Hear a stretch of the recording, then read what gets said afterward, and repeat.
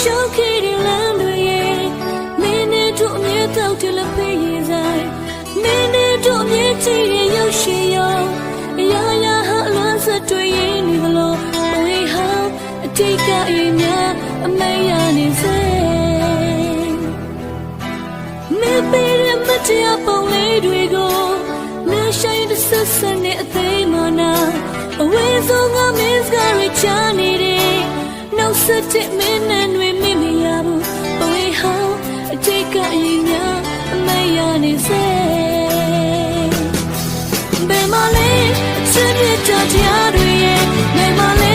အချစ်မြတ်တရားတွေရဲ့ဘယ်မှာလဲမင်းရဲ့ချစ်ချင်းတွေရဲ့ဘယ်မှာလဲ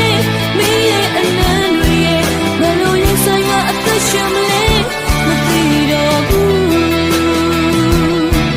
ဘယ်မှာလဲ